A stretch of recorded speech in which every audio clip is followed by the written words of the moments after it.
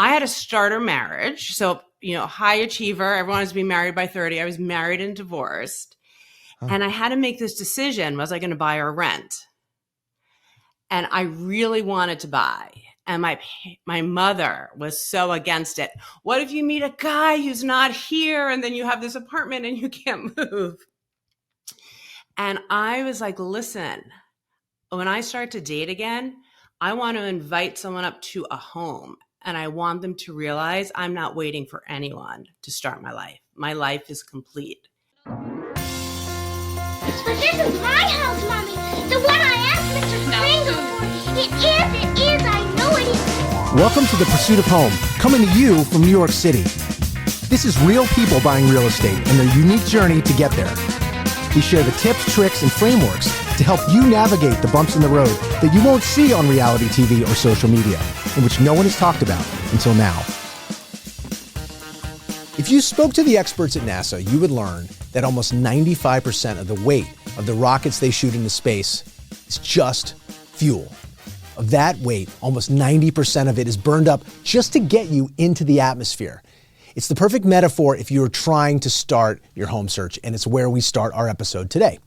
I'm speaking with someone who lives in New York City and has been living in rental apartments with his wife and family for more than 20 years, which is about as long as I've been selling New York real estate. What reasons do they give for continuing to rent? Would they prefer to buy? What's in the way? What have they learned over all that time? And what lessons are there for you?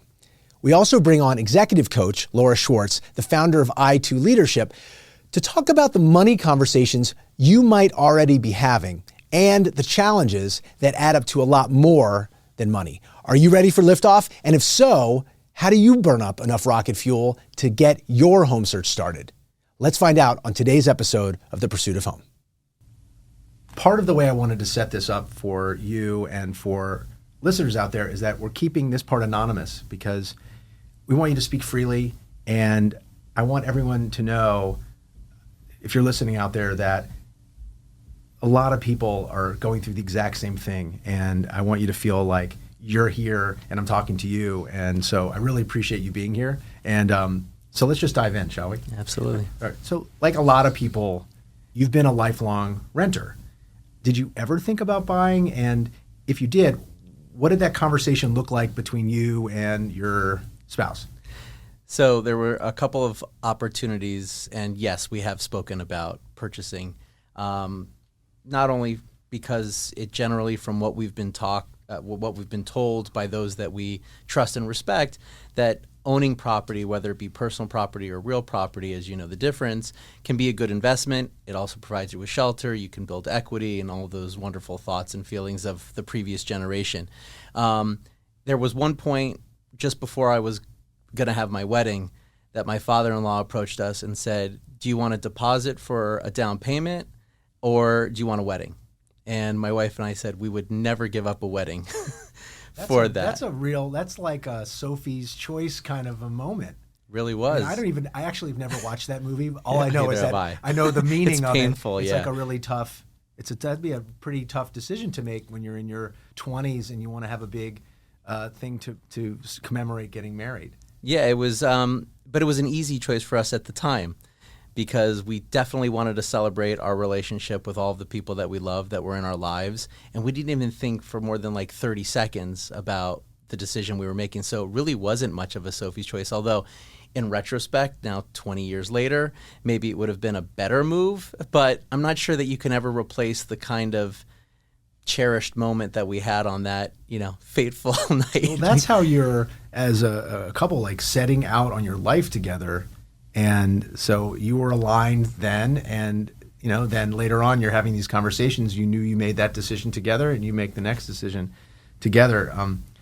So COVID was a pause for a lot of people across work life, personal life. And if I'm not mistaken, you actually moved to the suburbs into a home that was owned by your in-laws. That's correct. And so you moved to the suburbs. Did it shift your thinking about buying? And I mean, you could have stayed in the suburbs and bought a house, perhaps, but you made the decision to move back into the city. So can you tell us a little bit about your thinking? Yeah, it definitely shifted my thoughts, but not along the lines of what you may have intended the question to sort of set out, which is we weren't really thinking, oh, wow, wouldn't it be great to own a home? The question then became suburbs versus city.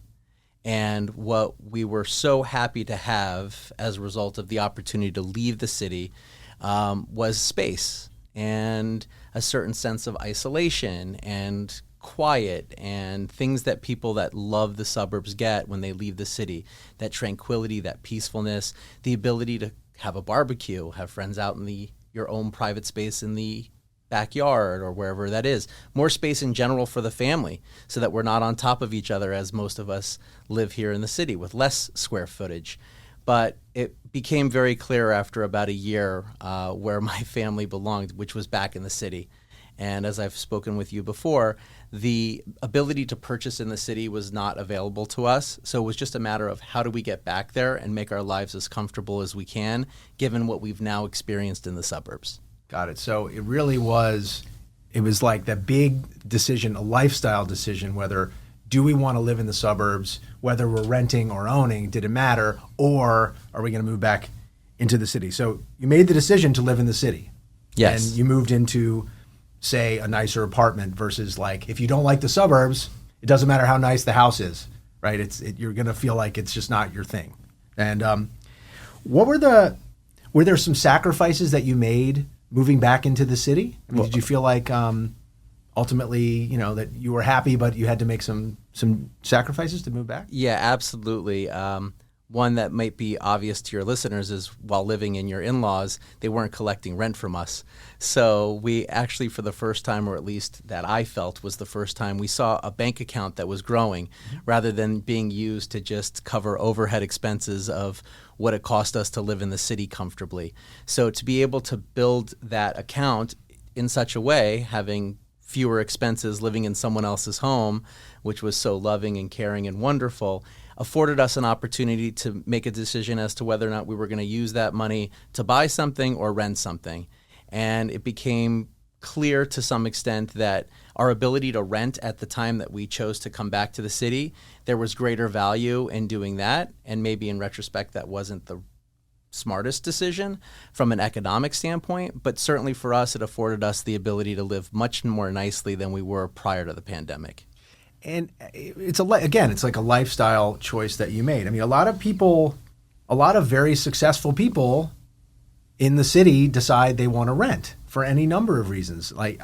There's hedge fund guys who say that they just want to be able to like punch out at any minute for whatever reason. Like it's the same thinking that they have if the market crashes, they want to be able to sell and not lose their shirt. They're hedging all the time, hedging. I want to ask this question in a way that might be a little, specific, but how has renting been the best decision for you and your family versus buying? So it's hard to know what makes it best if I have nothing to compare it to. I haven't been an owner, so I only know renting. I can tell you this much. I'm very happy in the rental situation that I'm currently in, aside from the fact that we're not able to save a ton of money as a result of what we're spending every month to sustain our living in this nicer building than I've ever expected to live in my life. And again, it's hard to know whether or not it's the best, but I know that I have no issues when it comes to fixing anything. I make a quick call and management is there to fix whatever it is needing to be fixed. And I don't think about some of the things that other homeowners may generally concern themselves with. Lawn care, landscaping, taxes, and other things that I'm free of. I know I have a set number every month when I'm a renter, and I make that payment every month, and that's the only amount of money I'll be spending on that apartment. And, as I'm listening to it, it's like you were very intentional and clear. You had the conversation with your wife and you've made this decision. You're living the life that you want to live, right? And so I guess the tough question is, do you still wish that you owned a home after all of that? Yeah, part of me does, because going back to your hedge fund question, a lot of those guys and gals who are in those industries and are making lots of money, and you question them why they would want to rent because they want to be able to bail at any time. they're also adding the fact that they're taking whatever money is left over at the end of the day and they're investing it in something that they think is more beneficial to the long game than putting that money into a home. And for me, that's not an option. So in terms of rental versus home ownership, yeah, if I made a lot more money, Scott, I would probably be telling you that at this point it's silly for me not to try to find something comparable to what I'm living in that I could own and start building equity in. But currently in the position that I'm in, I just don't know if that's possible.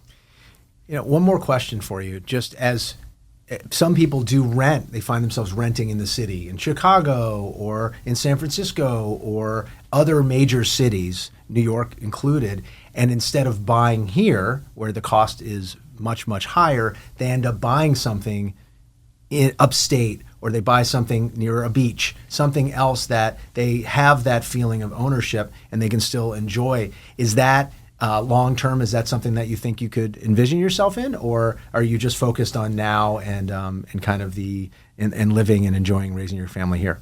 I love the question because it's obviously something that does come up from time to time, especially given that we have a number of friends in our social circle who do now own or rent a place exclusively at a certain time of year, typically in the summer, to get away. Yeah.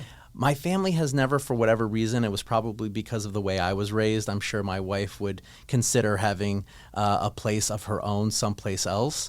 But I don't ever feel a strong desire to get away. And when I do, I'm generally finding myself very lucky to have friends who are inviting me to their summer homes or their places. Now, that's not the same as having your own place, but we're not a family that's looking to get out of the city as quickly as possible as soon as Friday at 5 hits, or even if we're lucky, Thursday. And if we can stay through a Monday because we just love being out in the wilderness, or we want a big backyard because we have 2 big dogs, or whatever it is that draws people to nature and the suburbs, and it's all beautiful, and I have an appreciation for it, and I love it. But it's not for you. But it's not necessarily something that I strongly desire having for myself at this point. But that could, of course, it could change, of course. And so the big takeaway here is that you are a New Yorker. Thanks for the compliment. I love that. Yeah, I love it. Well, thank you for being here and being so open and honest about this, because it is a challenge for a lot of people, and I really appreciate sharing all that. So thanks. Thank you for having me. I appreciate sharing. Thank you.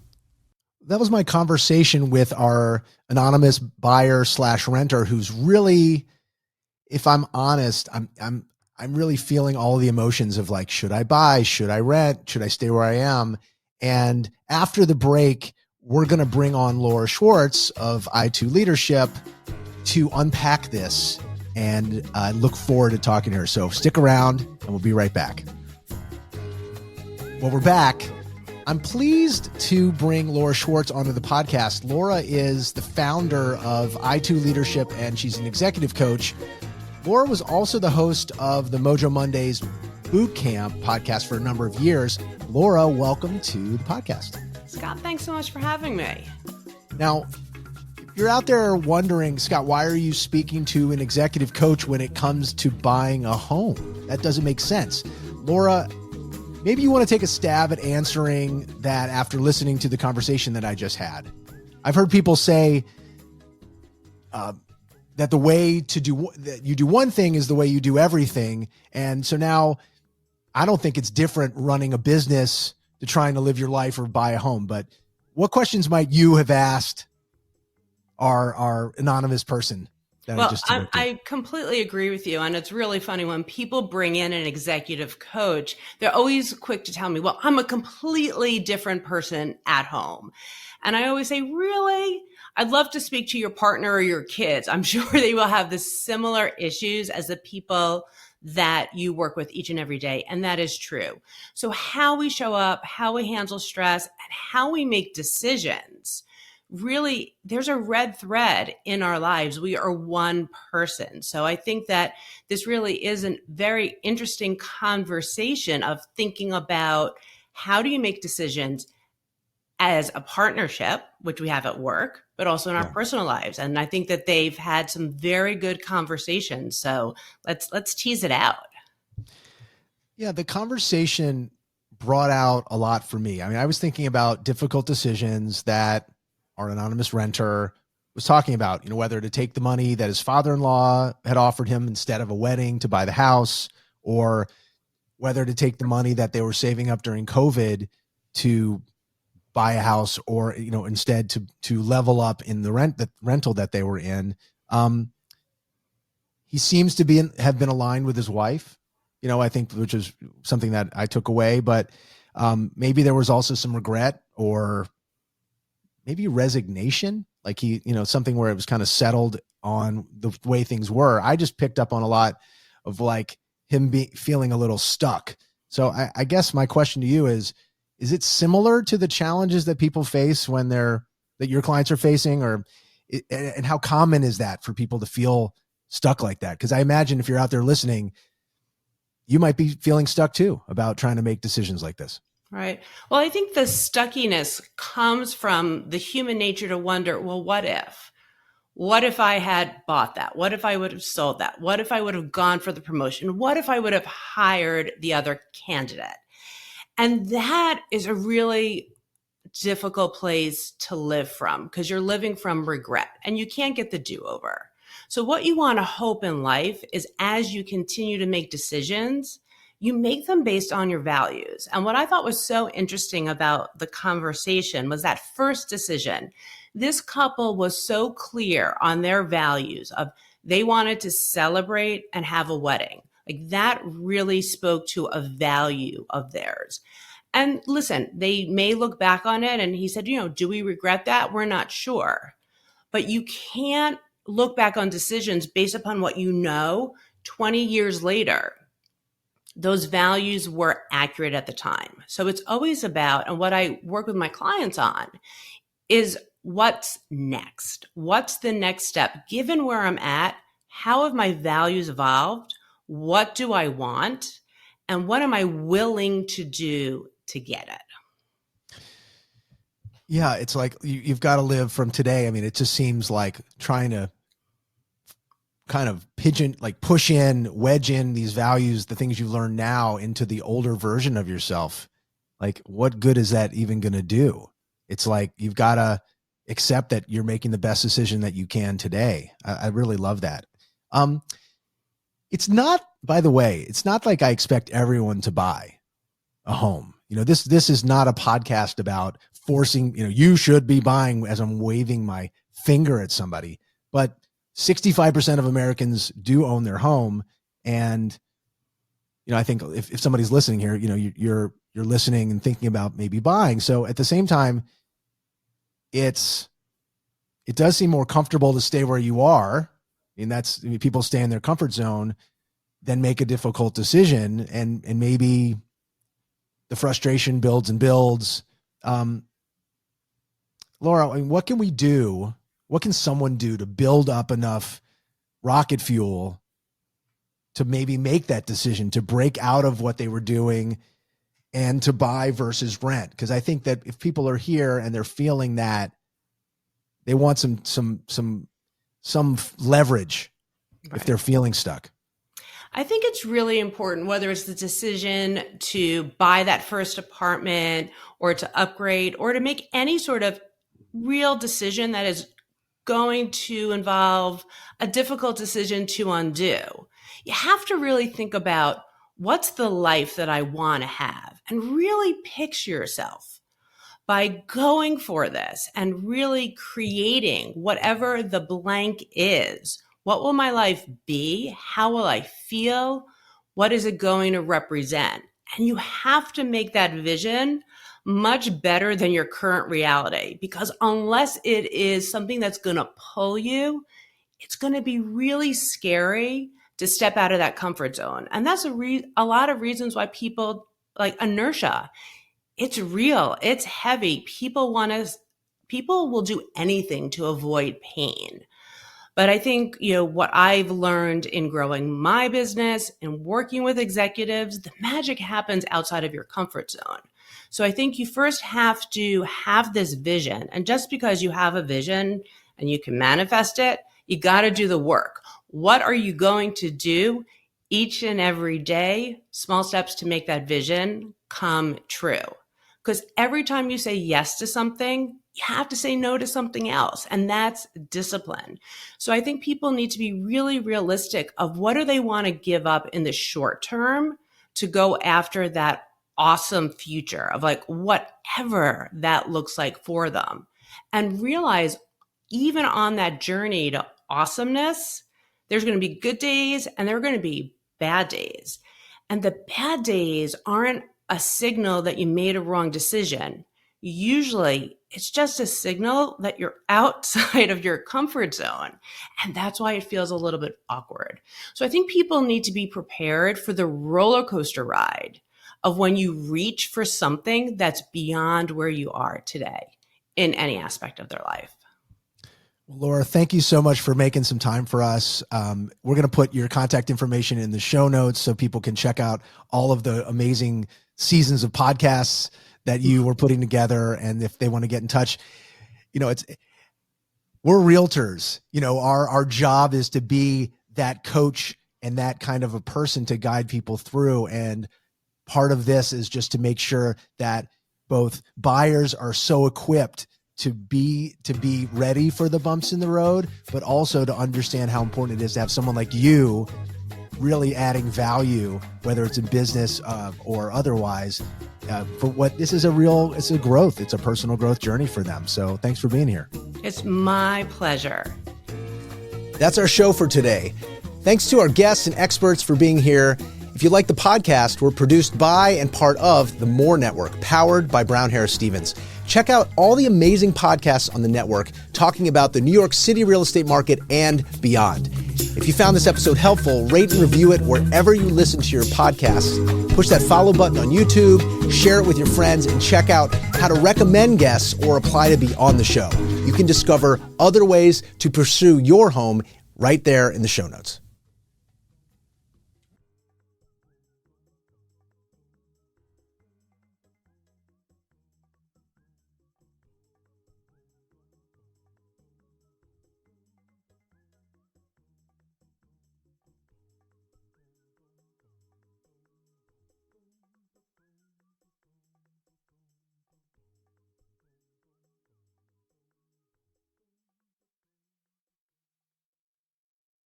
Real estate touches every aspect of our lives, from design and architecture to investing and the economy. Now there's a way to get all your real estate information in one place, the More Network. With more than 20 webcast series and podcasts, the Mastery of Real Estate Network is powered by Brown Harris Stevens, one of the country's most distinguished brokerages. Discover advice from notable entrepreneurs, compelling topics, and access top global real estate experts. Learn more about and subscribe to our YouTube and Apple podcasts by visiting getmorenetwork.com.